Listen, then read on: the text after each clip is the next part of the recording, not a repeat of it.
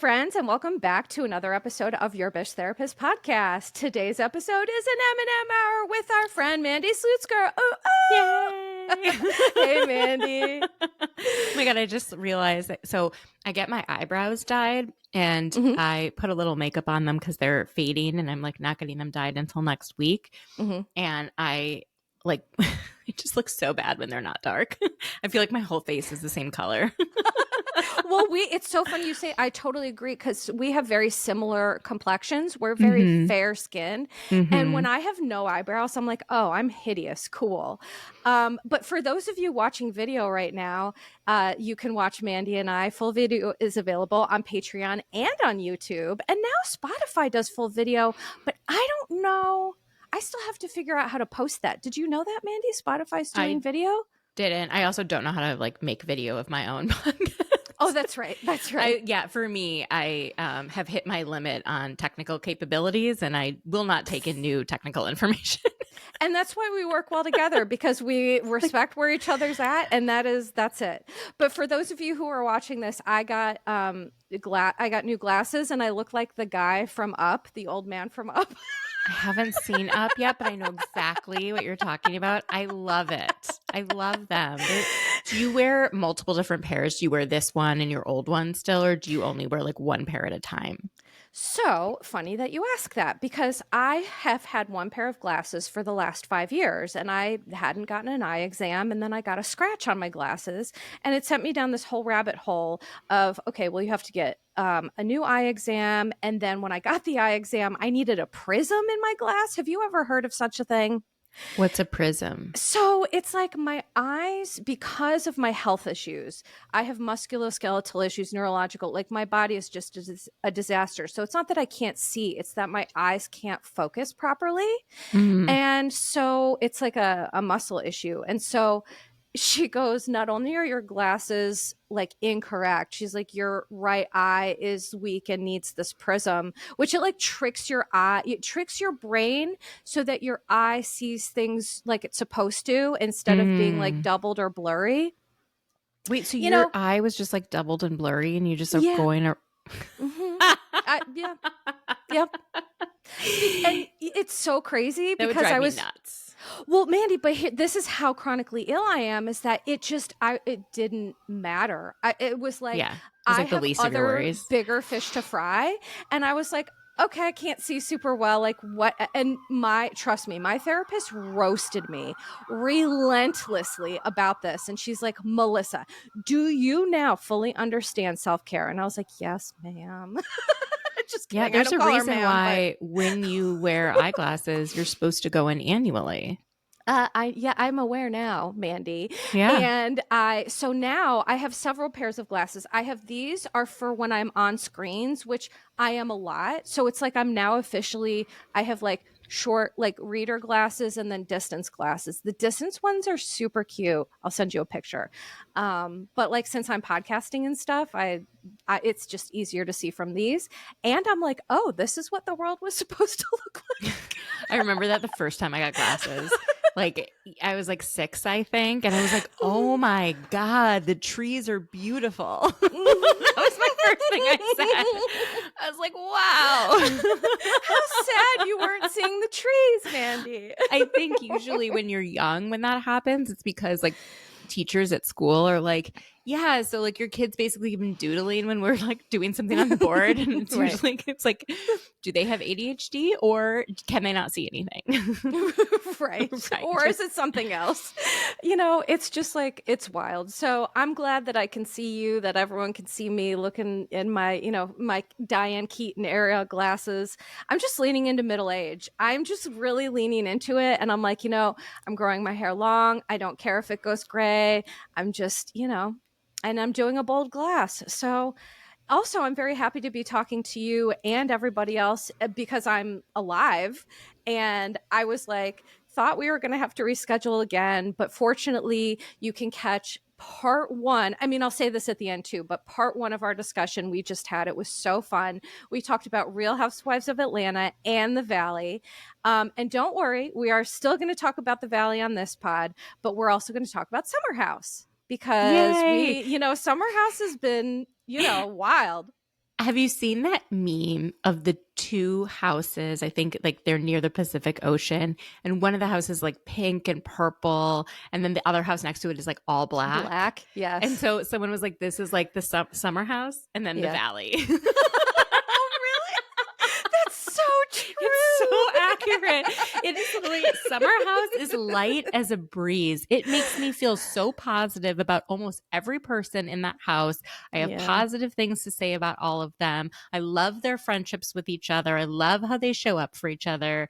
I love their careers and their, everything. And then you go to the valley and you're like, wow. You're like, holy shit. I do not, like, I would love to be a part of Summer House Friend Group. Valley, no. You couldn't pay me enough money to be like, would you like to be friends with these people and be on? I'd be like, no, thank you. I have enough trauma. I cannot do it. I'd be friends with Sheena. I think she's like someone who's like easy to be friends with. And also like she wouldn't be your best friend, right? Because she's got like so many best friends. Yeah, she's busy. Yeah. I think I would be friends with Kristen, but keep distance, right? Like, because I think Kristen's interesting. Like, she's an interesting life. Interesting, yes. And she would be fun to talk to, but I wouldn't want to get like so close that she could like hurt me. Right. Right. And then I'd be friends with probably Janet and Jason. Like, I think Janet? Well, Jason comes with Janet, and I think Jason's awesome. And I think there must be redeeming qualities in Janet. I really thought it was sweet when she said to him, I'm really proud to be married to you. Thank you so much for taking Jax to rehab. Right. I was like, it was like a kind of people were like, that's obnoxious. I'm like, no, that's actually how you should validate your partner. Yeah, I agree. And it, honestly, in that moment, I was like, oh, that's okay. So there is something about Janet, because I see a lot of characteristics that are not great with her. And I'm like, what is her and Jason about? But then I see her admiration. I think she has real admiration and love for him. And so that I can respect. And the other thing is her best friend is Jared. Oh my God, what's his last name? Like Lipscomb.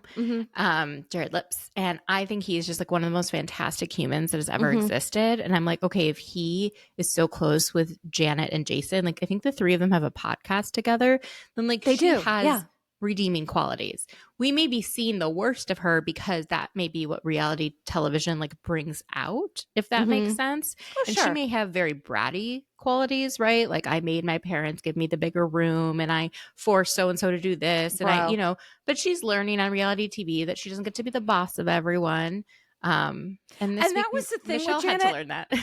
Oh, Michelle does need to learn that. I'm like, Janet was loved too much. You could tell she's been loved too much. And I'm like, kids who weren't loved like that, that's crazy. I was just happy to like have a space. I could never have imagined trying to tell my parents anything about anything. So, I'm like, I think Janet received too much love, which got, good for her. I'm a little jealous. Like, I received a lot of love as a child, but then there would always be like the random thing that would happen where they would just like let me know my abilities. Right. Well, and that's why you have humility, Mandy. And, it just like here and there, like, oh, maybe you could try this, or like, just right. Okay. But my favorite was when I was a senior in high school, I was in the school musical and I'd always wanted to be in theater, and I'd done it in like my synagogue did plays and stuff growing up with the youth groups. Yeah. But like that was, not even JV. That was like, you could be, I was the Maria in West Side Story and I'm not particularly good. Right. And but it was at a synagogue, so they had to choose somebody. Right. And did I go self-tanning because I thought I had to look Puerto Rican at age 15? Yes, I did. And that was the first and only time I've ever been in a tanning bed. I turned red and they had to put makeup all over my body to fix it. I cannot imagine with your skin tone you can even get close, by the way. I shouldn't have even been allowed. But the person working there was 15 too. Oh my God. There's so many problems with that story. The 90s. Actually, it was the 2000s, but still. Back when they were like, yeah, you can do blackface. That's cool. Not blackface. You know what I mean? Like, right? I thought I had to look that way. So I was in this musical and we did Joseph in the Amazing Technicolor Dreamcoat. And my dad's like, great. So what are you? And I was a dancer. And one of my roles was being a stalk of corn during the dream scene where we danced on point. And I was also a star during the other dream scene because there's 2 dream scenes. So it was like I dreamt that in the fields one day the stars gave me a sign, or like the corn gave me a sign, like your 11 sheaves of corn I'll turn and bow to mine. And so like it wasn't until I think I was in college, like maybe a year or 2 later, that my dad made a comment to my friends. Because someone was like, "Oh yeah, Mandy like was involved in theater," and he's like, "Yes, she was stalk of corn." So proud. See, your daddy kept you humble though, girl. Oh my God. Or my mom. Me and my mom went to visit one of my best friends who moved to France for a year. He came out as gay, and it was like, a tough moment. And he was like, let me just go to France for a year and teach English and practice my French. And my mom was like, we must go visit Jean in France. So we went, and the 2 of them found these t-shirts, and they bought matching t-shirts. And it was like this shirt of like, it was a beautiful like painted shirt of a boy with a baguette and a like a little French boy. And she goes, look, it's Jean in France. And I was like, wait, do I get a shirt? And mom was like, not everything's about you, Mandy.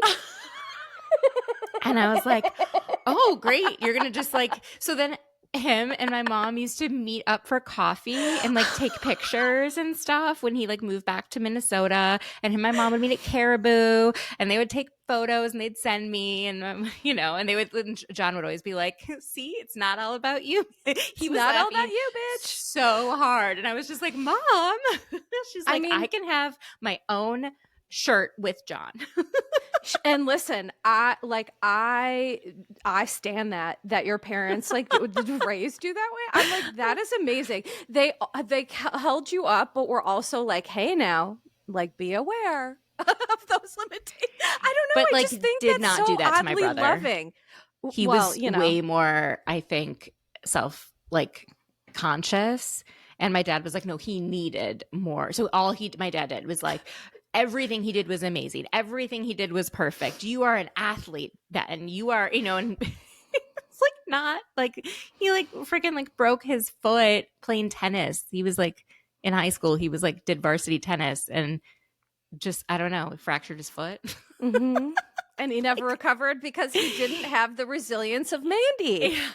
No, he's got resilience. But, my dad would go over and over and just say like these like such positive things. And to the point that like our friends are always like, oh, yes, like, Ben, how are you doing? You're great. It's perfect. Let's go to Applebee's and get the appetizer sampler. You know what? I'm wondering if Jesse Solomon had a dad like that who just told him everything was perfect, and that's why Jesse is the way he is. That would explain a lot. My brother like needed it, right? Like he needed confidence. He truly did, and I think he still sometimes does. Well, but it made him it gave him a boost that I think he wasn't getting elsewhere. But you're right with Jesse. Something's off with him where he can't tell how what he's doing is hurting others. Like he truly seems to not get it. Correct. So speaking of that, lovely transition.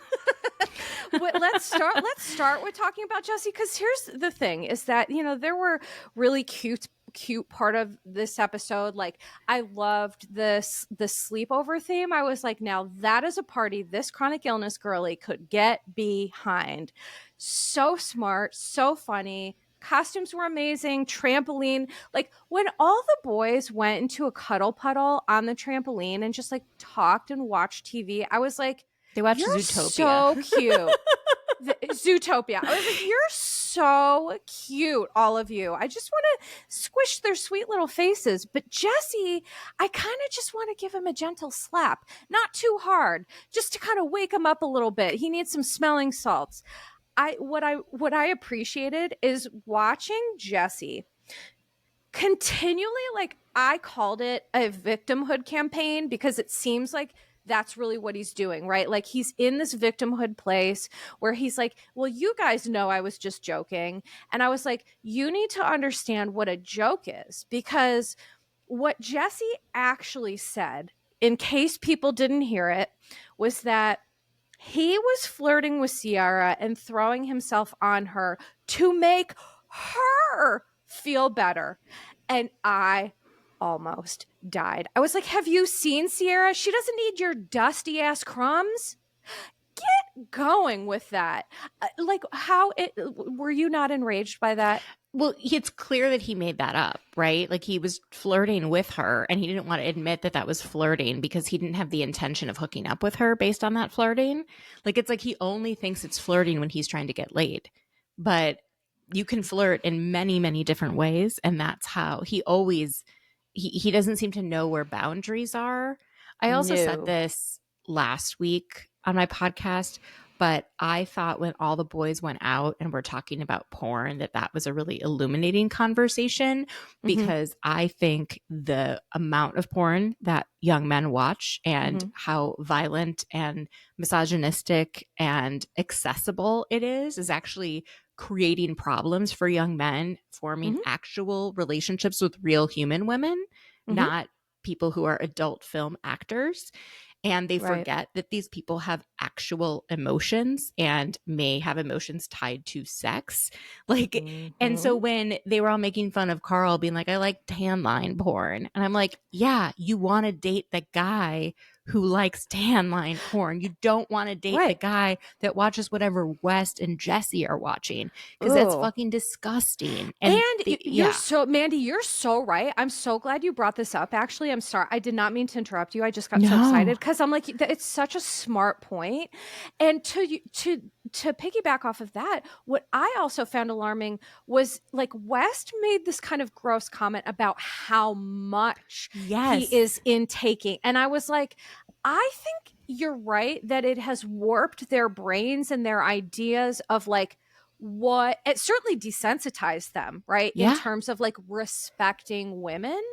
And again, I know that like, listen, pornography, as long as it is ethical and consensual, there is absolutely nothing wrong with it. There's nothing wrong with self-pleasure, whatever. But the way that they did frame it, I do agree with you, had kind of that like interesting, just ickiness. Yeah, I like guys my age who had to like, you know, try and watch what was it like? Not HBO, what's Cinemax? Cinemax, and like through the wavy lines, and like try and move the antenna, right? Like that's what like our age guys did, and like I think they're better partners. I think they're better. You know, they're not like expecting these weird thing. I don't know. It's almost like they take women and they take the emotion out of it with porn. And then when they date real life women who have emotions, they don't know how to navigate it. And it's super troubling, I think. Yes, I agree. And I think it's because when you objectify women like that, you can't simultaneously hold a lot of respect.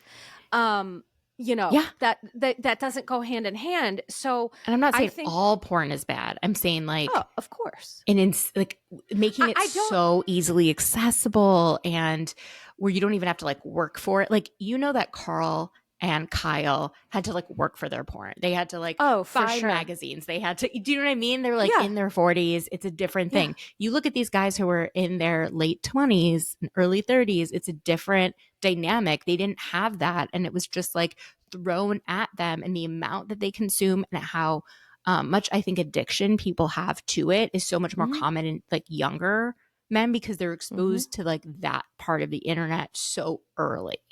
Sure. And so what happens, because, you know, when I worked in inpatient treatment, you know, sex addiction, love addiction, pornography addiction, right? All of that was treated because it's not just about one thing. It's how the addictive processes, what they look like for people. And I do think for sure that there is like a numbing effect that can happen, and a desensitization, and then it's kind of a slippery slope. And unless you're super aware, it's hard to manage that really successfully, because let's be real, today there is ethical, consensual pornography for sure, but like you have to search it out. It's not popular. You have to search it out. You have to pay for it, right? Because part of ethical pornography is for the performers to be paid for their time, right? To earn a living wage, to be participative in that.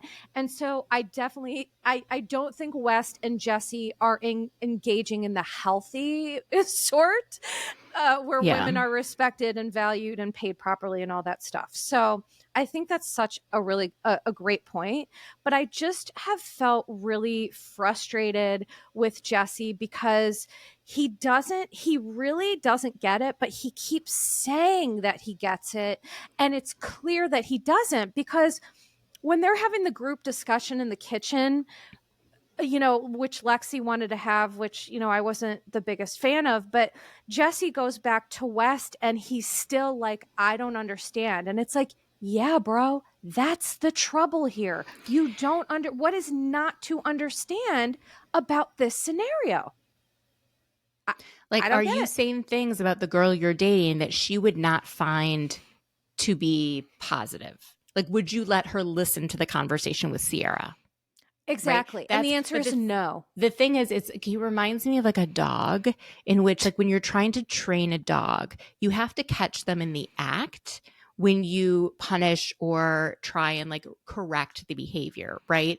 Like, my dog has a problem chewing on sticks and mulch, and then she either shits wood or vomits it up. Oh, poor Stassi. I don't appreciate when that happens, so I teach her to drop it, right? Mm-hmm. And so I have to catch her in the act, get her to drop it, and usually give her a duck-based treat. Naturally. A whole duck breast. Right? You ring a bell.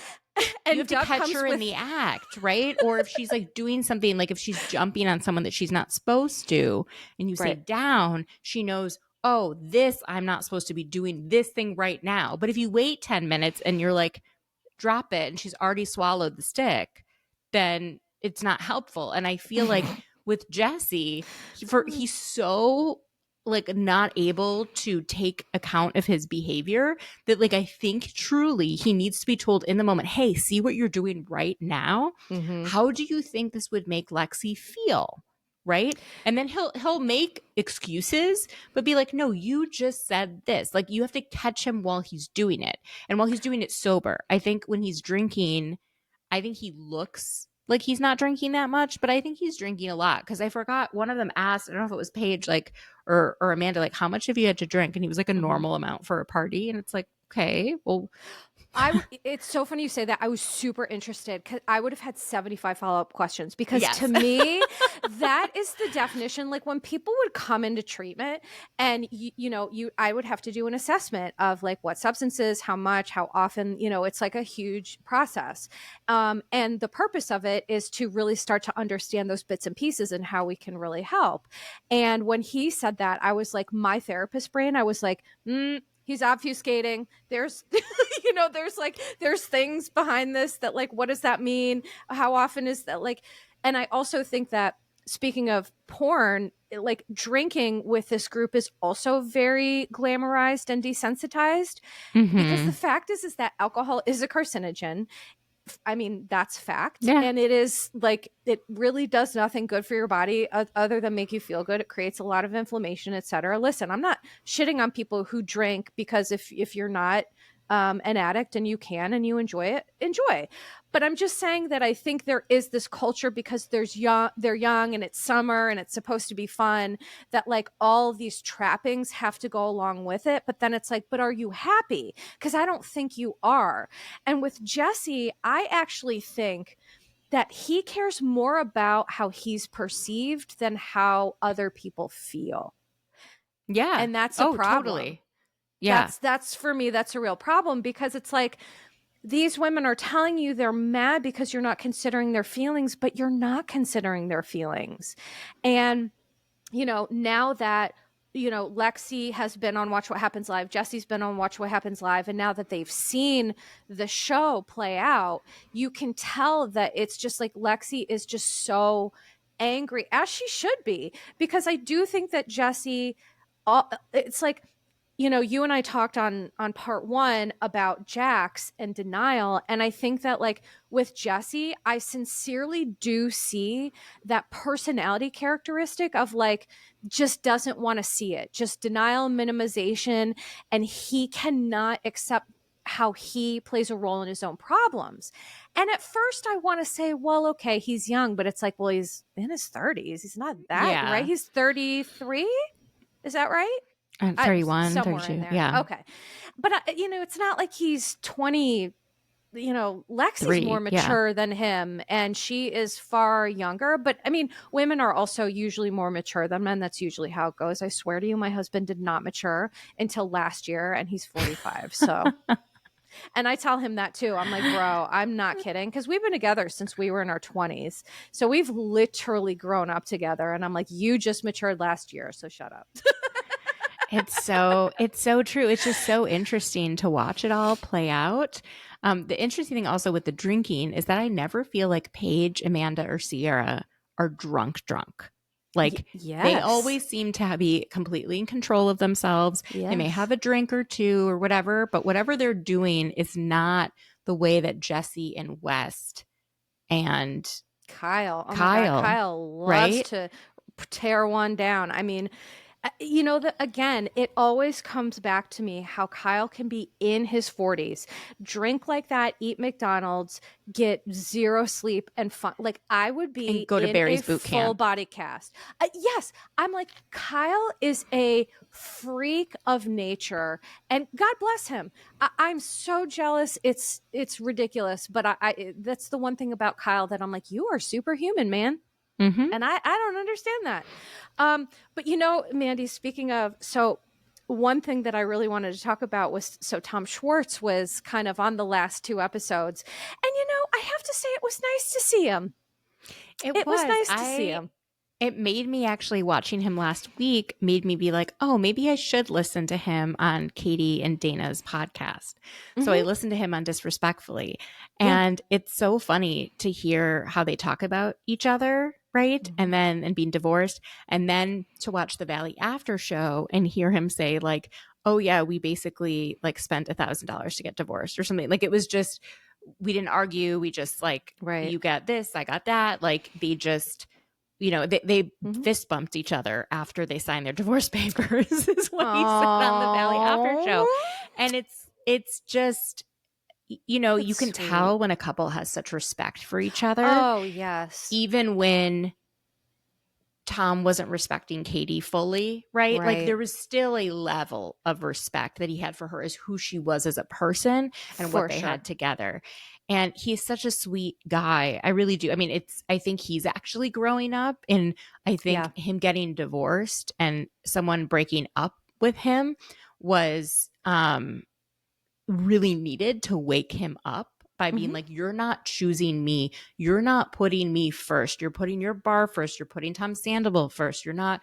And I think he's finally getting it.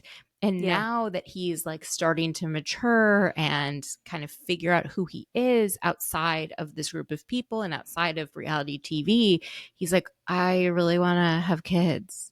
Right. And it's like, okay, that's why it's so annoying with men that they can just do that. They can just find a younger woman who can pop out some babies and they can just be old dads. It's so much fucking harder for women. I know. It's insane.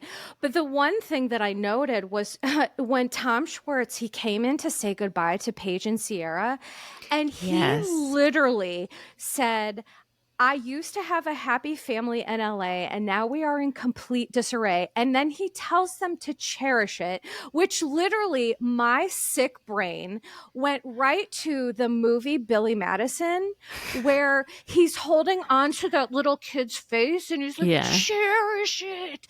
And his face is flopping around. I made a meme last night that was Tom Schwartz to Paige and Sierra, because it was just so... It was so sweet, but also like you could tell he really meant it. And I felt bad for him in that moment. And I just thought, oh, they truly were the best days of our lives. Yeah. No, I feel bad that like how toxic it got, but it also shows the difference between the people who are on Summer House and the people who are on the Valley. The people who are on Summer House are willing to move forward. Look at Lindsay on this show. Look at how many good friendships she has right now that she has made, especially while sober and pregnant, and that she is like continuing the fact that Paige said that she texts the most with Lindsay and that Lexi also said that's who she talks to the most. Yeah. Like Lindsay is forming these beautiful relationships. The fact that like Lindsay and Carl can kind of get over some of their shit. Right? Make You some know, jokes and here or there. make Yeah, some jokes laugh here a and here. little. Yeah, it's a little uncomfortable, but tells you like the kind of people that they are. And it tells you also like, I don't think any of these people really set out to be famous. And I think that's the difference between the shows. Like the people in LA want to be famous. They're chasing something. The people in Summer House walked into it. I fully agree. And I just feel like Summer House, we kind of talked about on part 1, they're just a group of people who are legitimately, for the most part, like, here's the thing, Jesse gets on my last nerve, but I don't think he's a bad guy. I just think they're a group of wholesome people who really love each other, who really are trying to just like be in the moment, live the best, life they can while, it's not about fame. It's about like just having a good time. And there's just something about this cast that I do feel like is pure magic. If it weren't for Jesse and Wes completely fucking up the flow, I think, but whatever, it's reality TV. I guess you have to have that. Otherwise it might be boring. But before we move on to the Valley, any last thoughts about the Amanda not wanting to have children? I think she's I think she's questioning it more than she is like sure in not having kids. She does not sound certain at all. She sounds like, wow, like there's so much more to my healing that I have to do, is more of how I took it. Which I posted about, and I respect. Amanda, I really adore her. Like, of all the people, if someone was like, Melissa, name some Bravo people you would love to meet, there are many people I wouldn't. I'd be like, pass. Amanda's one of those people because I just think she's so smart. She's so good at like what she does. I admire her commitment to her mental health because at the end of the day, if we don't have our mental, physical, spiritual health, what kind of life is that? And I think that ideally, it is really smart to have these thoughts and conversations prior to bringing children into this world. It just felt so responsible. It felt so respectful. It felt so real and relatable. And also I did like the conversation about like, people who are child free aren't selfish. It couldn't be further from the truth.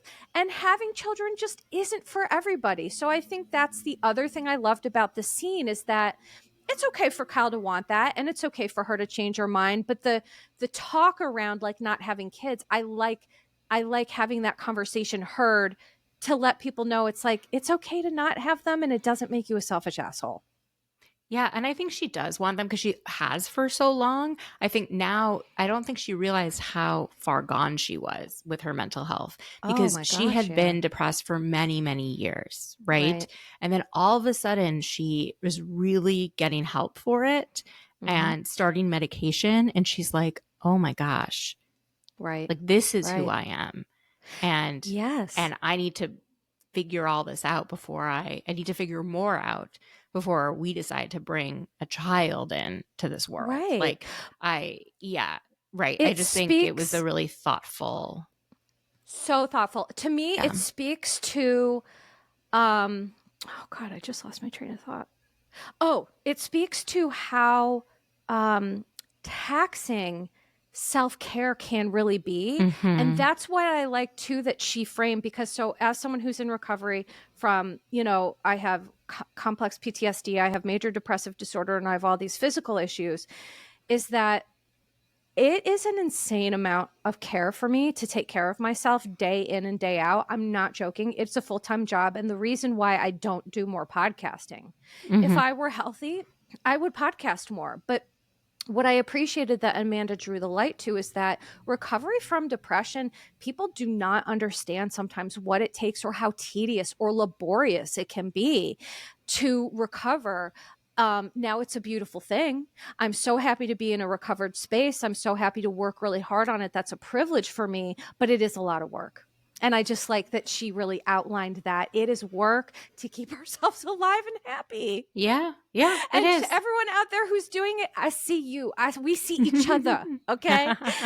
So let's now move on to the Valley, which is like, oh my God, that black house. Like I could just picture it in my mind. And it's like, the Valley feels so dark that I don't know, Mandy, about your listeners, but I've had so many listeners who've said, I've stopped watching. I feel like it's so toxic. Sometimes like they'll just kind of watch my interpretations and not actually watch it. How have you been feeling about the Valley in general? So it makes me question myself because I find it so highly entertaining. That I'm like, You're why like, am I the problem? I can't take my eyes off of it. I want to see everything. I want to see every fight. I want to see every custody battle. There is nothing too low. Do I every once in a while pause and be like, I wonder how this is going to impact those children? Sure. Mm-hmm. But then I'm like, that's not my problem. Their parents made this choice. Correct. And I'm fascinated by it. I know a lot of people feel very triggered by some of the content on the Valley, right. And I totally understand why they wouldn't find it entertaining. Yeah. I just feel like for me, the Valley is the conversations and like the pulling back the curtain that we often want to see on Housewives, that they don't let us in.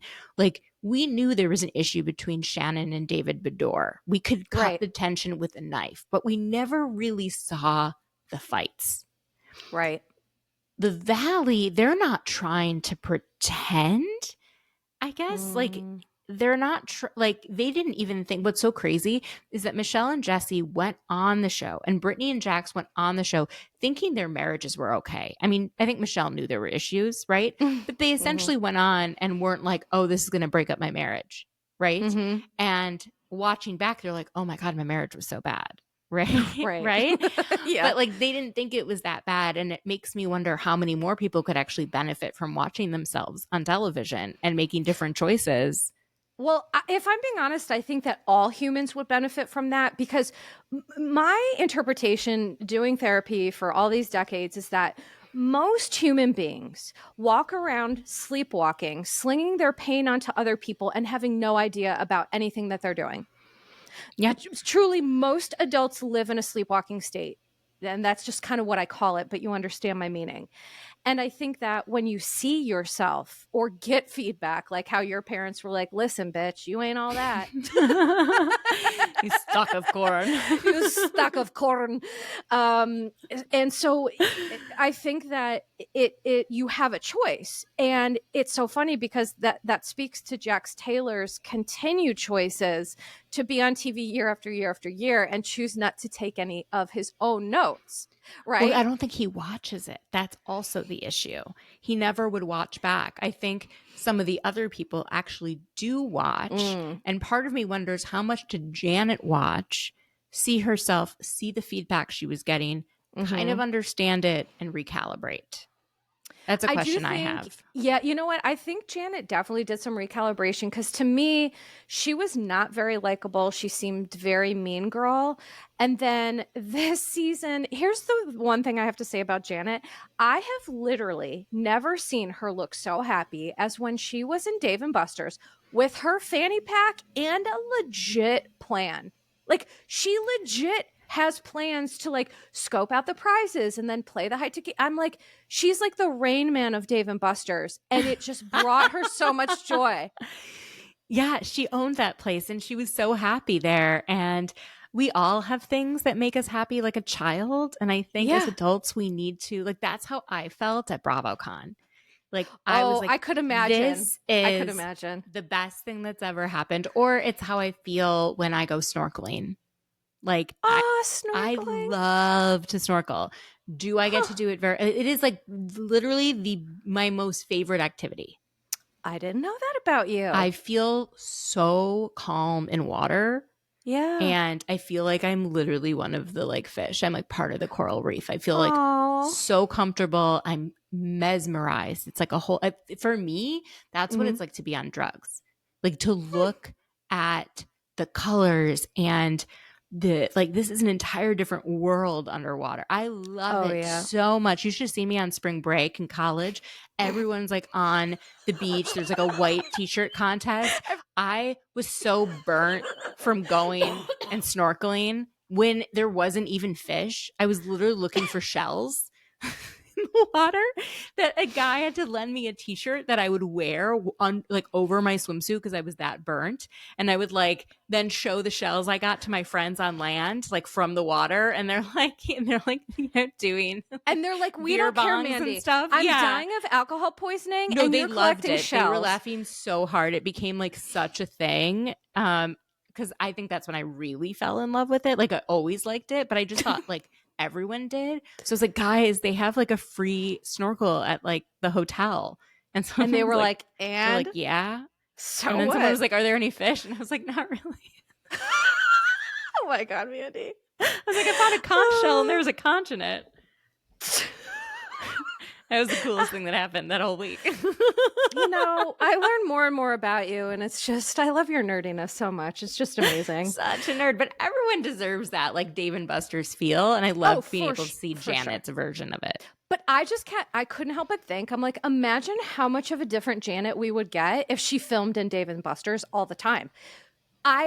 When I'm telling you, like, it was such a stark contrast. I never saw her smile like that. I was like, oh, her teeth, because she's not like a huge teeth smiler, you know? Mm-hmm. And I just like, but you're right. And I think it really does speak to the fact that we all need something that makes us that happy. Whatever that is for you, whether it's snorkeling, Dave and Buster's, I don't know. For me, I don't even know what that is. I got to find my thing too. But I do think it's good to like have whatever makes you that happy. Life is too short. Like as long as it's healthy and it's not hurting you or someone else, do that thing. So no, totally. And what was so funny is that like Michelle was crying and we just did not see her like go to Michelle once. She's kind of like, this is my happy place. This is my birthday. And you can cry if you want to, but like, this isn't my job right now. And I appreciated that. There's other people who can comfort her. You don't need to be the one to stop and comfort her. But the juxtaposition was so funny. Like she couldn't have been happier. And the Michelle was hysterical. And I was like, that is the Valley for you, man. But please continue. I just couldn't get over how it's very clear that these guys that are on the show, other than Jesse, do not watch reality TV and do not understand it. Luke especially is getting schooled Danny. by Kristen, but especially Danny. Right. But Luke is getting schooled by Kristen. So Kristen's like, you have to bring this up. They told you have to bring it up next time. Right. And she's coaching him and he's like, yeah, so Danny told me. Like, it's so not natural for him. It's just, he doesn't give a shit. But I agree. Danny was so shocked that it was brought up and was just like, he kept looking at the camera like it was Jim in the office. I also took a screenshot of it and I made a meme because I was like, if oh shit had a look. Like it was Danny's face, like looking into the camera. It was like, oh shit look. And you can just tell. But it was so funny because it's like, so you're filming with Luke and you're whispering, but you're mic'd. Like, Danny to me seems like a Labrador puppy who at times doesn't understand the weight of his own tail or his body. You know what I mean? Like as he grows. And you could tell in that moment, there was like a naivete that washed over him that he was like, well, not going to do that again. And the idea that he would be the one that gets in trouble as opposed to Jesse, right? Like, yes. That is what's like, wrong with these people. Like, it's not who said it. It's like who repeated it that gets in trouble. It kills me every time that happens. But Jesse Lally, to like say that is so ridiculous. And part of me, by the way, to catch people up, what Jesse said, because I want to be clear, is that Jesse claimed on this King Baby group chat where there's 20 to 30 giant King Babies, all talking misogynistic, hateful stuff or gross or whatever. On this group chat, Jesse claimed that Michelle was a prostitute and got specific about his lie. And then on Watch What Happens Live after this episode aired, Kristen was clear that it comes out in a couple days. We'll see in a few episodes that Jesse willfully made that up, completely made it up. It was a complete lie, and he just was doing it to hurt Michelle, because he's a douche. Well, what she said was, what he was so upset with was that she had the audacity to divorce him. And the fact that she chose to divorce him, he was going to spend the rest of his life making her miserable for that decision. And he seems to have an endless amount of energy to put towards making her miserable. And that is scary. Like, can't you bottle that energy up and go like cycling? I don't know, like do something with that energy. But she seems to have the exact same energy for him. Like, she cries, but then she goes home and she plots. And well, right. And then she tries to vote him out of his own trip. And to me, it wasn't even so smart gameplay. No, it was funny, but it was so stupid. I was like, do you think this is going to work? Like, get a better game.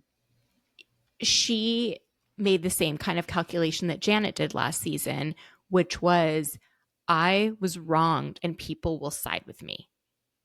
Right? Right. Like, yes, I'm a wronged woman. I'm going to ask them to do something that is so outrageous. And I can't see how outrageous it is because I am so focused on my victimhood. And yes, she is the victim. Like, Michelle is the victim of all of this. But she's also a participant. Yeah. Yeah, she's a participant in everything, not in the rumor part, but yes, in all of. Right. Like you and I talked about on part 1 how like Michelle and Jesse were attracted to each other for reasons. Like, her hands aren't clean in this. She is manipulative. She is cunning. She is like all these things. And we talked about on part 1 how we feel that they are actually like putting their needs of competing with each other and winning over the needs of their daughter. By their actions. And that's a whole other thing. I have to ask you, do you think she cheated with Aaron? I do. I definitely do. I think, which again, and I'm not even judging that because, nobody knows what happens behind closed doors other than, two people. They clearly weren't happy. I personally don't agree with infidelity. I think, for like, even personally as a human, it was to me just always something that I would never cross because I just couldn't hurt somebody that way. And it's just a terrible solution. Like, if you're having trouble in one relationship, why blow that up and create, like, to me, it was chaos. It never made sense. But I do think she had an affair with Aaron, for sure. And I think that now they're just trying to move on and be one big happy family. And she doesn't understand why Jesse might be a little bit upset about that. But Jesse also needs to understand he doesn't have ownership of women. He doesn't own, Michelle. And, I think that what he chose to do when he's mad at her, making these rumors that she's literally prostituting herself. When you have a daughter, how might you feel if your daughter was married and her partner was pulling the same shit on her, Jesse? How might you feel? I guarantee you he wouldn't like it. So if you don't like it, then stop being a disrespectful asshole. Start treating the mother of your child better. And okay, it didn't work out. Take your ego, brush it off, and move it along. So the other example of a man on the show treating women as property is from Danny. So we find out that Danny has an alcohol problem. And I fully believe, like, I don't know much about alcoholism, but the only people I know who are alcoholics, who've been treated for alcoholism, who identify as alcoholics, the one similarity that they all have is they flip. Yes. They are like one person and then they completely turn into a person that I do not know that is so uncharacteristic different of themselves. Yes. I'm like, what on earth are you? So it sounds like Danny has that quality and that while he was completely blacked out, he was really inappropriate with Jasmine and Jasmine's fiance, Melissa. Right. Which, by the way, I'm annoyed we don't see more of them. I have whole other thoughts on that. I don't want to distract you. I hope we get to see more of them, like on the... Because they're not, I think once we go on a trip, that might be an opportunity, right? Right. But to your point, they filmed the scene and then they didn't freaking show it. I was so mad about that. Yeah. So they showed it like kind of as a looking back. Right. What was interesting is that Danny thought Melissa was Michelle and he actually didn't figure this out for weeks. And so what happened was, and maybe I figured this out on the Valley after show, but he called Jesse to apologize. So the only way that Nia found out and that Danny found out that this happened, because Danny had no recollection, is right. that Brittany told Nia, hey, this is what people are talking about. If it was something with Jax, I would want you to come tell me. I wouldn't want everyone to be talking about it. And so then Nia was like, thank you so much. I'll bring it to Danny's attention. Right. Danny called Jesse first to apologize for how he treated Michelle on Halloween. And Jesse was like, Michelle wasn't there at the bar on Halloween. Right. And then he's like, and then he was going to apologize to Michelle in person. He saw her at church. And that's when she's like, yeah, I wasn't there. And then figured out. So Jasmine was livid because was like, yeah, you apologized to me, but you didn't apologize to Melissa. Well, it turns out he didn't realize that he didn't remember. Melissa. Yeah. Right. And so then he apologized. But the idea that you would reach out to someone's wife or even like ex, I don't know if they, they were dating at the time, I think. Okay, right. Instead of like reaching out to the person, herself. right? Yeah. Like you reach out to the individual, not to the guy to be like, sorry that I was inappropriate with your property. Your property. Yeah. That was the vibe. The vibe. And here's the thing I want to say about Danny is that you and I had talked about, we really like Jason. We feel like he's really educated. He's like emotionally regulated. He's like a good man, which is rare to see on Bravo. But one thing that Jason said was, he's like, I don't think, Danny has a problem. And my therapist brain was like, no, this is how these issues become bigger, because not all addicts look like Jax. Not all alcoholism, it looks the same. Some of it is binge drinking and not having any memory of what's going on. And usually the key is like, is this thing that I'm doing creating negative consequences in my life consistently? And it sounds like for Danny, it is. But what I found was so interesting is that Jesse threw Danny under the bus about his drinking because Jesse was pissed off that he was a quote unquote mole in the King Baby group chat, which shows how, what's the word I'm looking for with Jesse? That's very retaliatory. That's very spiteful. He's extremely spiteful. That is like one of his main personality traits. Which, by the way, spitefulness is like a friend to like the emotionally like immature, if I'm being honest. I think he's very emotionally immature. He can't handle the fact he's like that his wife was not happy in the marriage and decided to end it. And had the nerve to like leave him. Yeah. No, I definitely think there's a part to that. But well, before we wrap up, because we've had such a kiki, any last thoughts about the Valley, things we didn't get to talk about?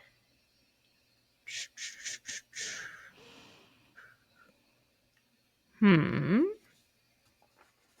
really enjoy Kristen and Luke. I wasn't necessarily expecting that.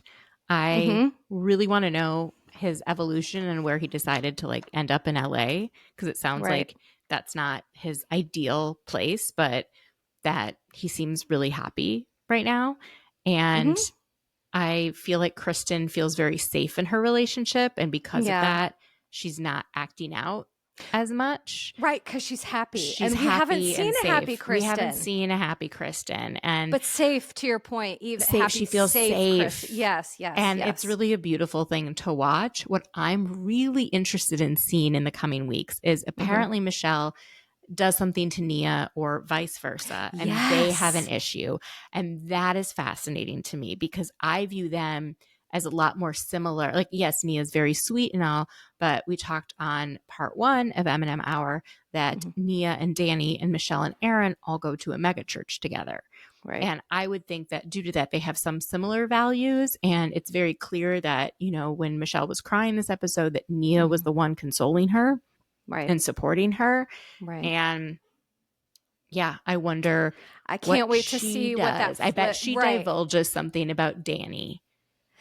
That's what, because to me with Nia, it's like you could tell she fiercely loves her family, like fiercely. And again, I think Danny, I don't think he's a bad guy, but I do think he, struggles. Danny has one of those characteristics that I see in people who struggle with alcohol, where he's like very what we would say emotionally labile, which just means like very emotionally like up and down, especially when drinking. Like if when he's drinking, he's very like lovey or very like, or very, he just kind of seems to have those like extremes to his personality. But I think that she's just like fiercely protective of that, whatever secret they think that they're keeping, which I hate, because really with addiction, secrets keep you sick. And, you know, it could be a good opportunity. I And don't maybe know. it's not addiction. Like maybe it's a different secret. I don't know. But I Sure. feel like, you know, the type of church that they go to probably makes you feel shame over certain things and not want to share certain things publicly. And I bet that she's also a pageant girl, right? Like you want to keep up Right. appearances. Right. You Right. get very embarrassed by showing like the wrong side of yourself, or, Right. you know, so I Such a think good point, she's Mandy. very in tune with optics as Yeah. well. Yeah. And so we'll see what happens. I'm very like, I am seated. I've got the popcorn. I am enjoying these people's lives falling apart. It's so terrible. I actually feel like I'm watching, though, when it comes to Brittany, a woman reclaim her life, go through the worst part right now, Mhm. but she knows she's going to come out better. She knows it. Right. She's creating Right. something for her son and for her. Yeah. And I think not everyone's upset. Like I only feel like Jesse and Michelle are like truly miserable. Yes, I agree. I agree I with all actually don't that. think the rest of them are miserable at all. No. And honestly, I'm going to go one step further and say Brittany is the number one guy in the group. Luke. Mm-hmm. Okay. Well, listen, Mandy, thank you so much. We're going to continue to talk about the Valley, because listen, even though it can be dark, you're right, it's very fascinating. And for our purposes, I mean, we could do a podcast episode on each episode alone. So please tell everyone, if they don't already know, where they could find part 1 and you. Yeah, so you can find me on anywhere you listen to podcasts. It's called Is This Real Life with Mandy Slutsker. If you have difficulty finding it, you can just type in Mandy Slut into any search bar and I will likely show up. So you can do it at Instagram, you can do it at Apple Podcasts, Spotify. I show Google. Yeah, Google. But check us out. We had a fabulous part 1 to this conversation. Thank you always for such a wonderful M&M hour, and I can't wait to do it again with you, my friend. So for today, that's going to be it for us. Sending love to you and yours, and ta-ta for now. Disclaimer. Posts are not intended to diagnose, treat, or provide medical advice. Your Bish therapist is for entertainment and informational purposes only. The podcast, my opinions, and posts are my own and not associated with past or present employers, any organizations, Bravo TV, Greatheart Productions, or any other television network. The information in YBT Podcast and on its social media is provided for general informational purposes only and is not intended to diagnose or treat. Please do not act or refrain from acting based on anything you read, see, hear on YBT Podcast or associated social media. Communicating with YBT via email and or social media does not form a therapeutic alliance. Melissa, operator of YBT, is unable to provide any therapeutic advice, treatment, or feedback.